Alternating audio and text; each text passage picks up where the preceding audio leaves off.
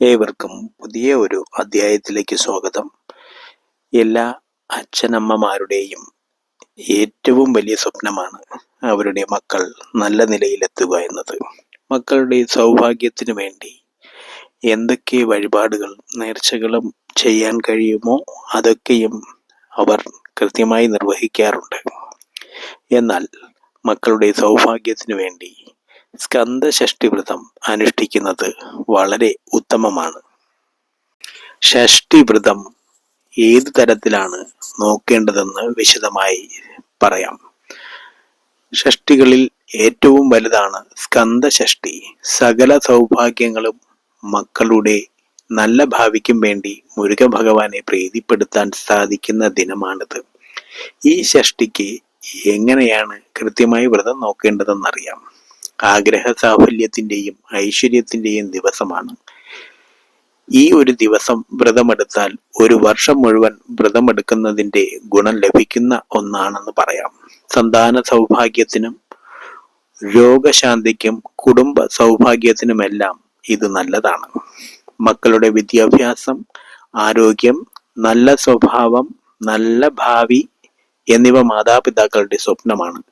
ഇതിനായി വ്രതം നോൽക്കുമ്പോൾ സൂര്യോദയത്തിന് മുന്നായി കുളിച്ച് ശുദ്ധമായി വസ്ത്രം ധരിക്കുക.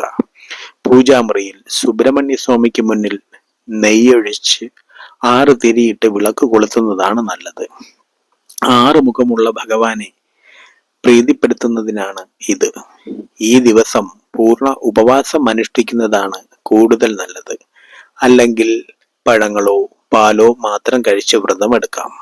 ഇന്ദ്രിയങ്ങളെ നിയന്ത്രിച്ച് ഭഗവാനിൽ മനസ്സർപ്പിക്കാൻ വ്രതമെടുക്കുന്നത് സഹായിക്കും.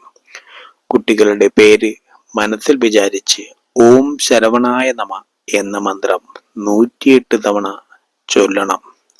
ഇതേറെ നല്ലതാണ്. അടുത്തുള്ള സുബ്രഹ്മണ്യ ക്ഷേത്രത്തിൽ പോയി കുട്ടികളുടെ നാമത്തിൽ അർച്ചന ചെയ്യാം. ബ്രാഹ്മണ ശ്രേഷ്ഠന്മാർക്ക് ദക്ഷിണ നൽകി പാദം തൊട്ട് വന്ദിക്കുന്നത് നല്ലതാണ്. ഭഗവാന് പാലഭിഷേകം പോലുള്ളവ നടത്തുന്നത് നല്ലതാണ്. ശൂര പത്മാസുരനെ വധിച്ച ദിവസമാണ് ഇത്.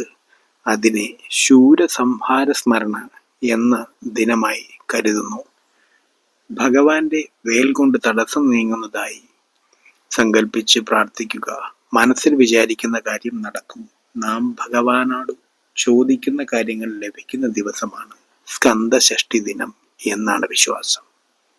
വ്രതത്തോടൊപ്പം അന്നദാനം പോലുള്ള കാര്യങ്ങൾ ചെയ്യുന്നത് നല്ലതാണ്.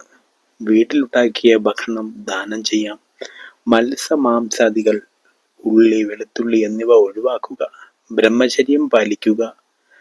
പഞ്ചാമൃതം ഭഗവാന് നേദിക്കുന്നത് നല്ലതാണ്. പാൽ, തൈര്, തേൻ, നെയ്, പഴം എന്നിവയാണ് ഇത്. ഷഷ്ഠി ദിവസം വൈകിട്ട് മുരുകക്ഷേത്രത്തിൽ പോയി പ്രസാദം കഴിച്ച് വ്രതം അവസാനിപ്പിക്കാം. ഇതല്ലെങ്കിൽ വീട്ടിൽ ഭഗവാന് നേദിച്ചത് കഴിച്ച് വ്രതം അവസാനിപ്പിക്കാം. ഭഗവാന് നന്ദി പറഞ്ഞ് വ്രതം അവസാനിപ്പിക്കുക.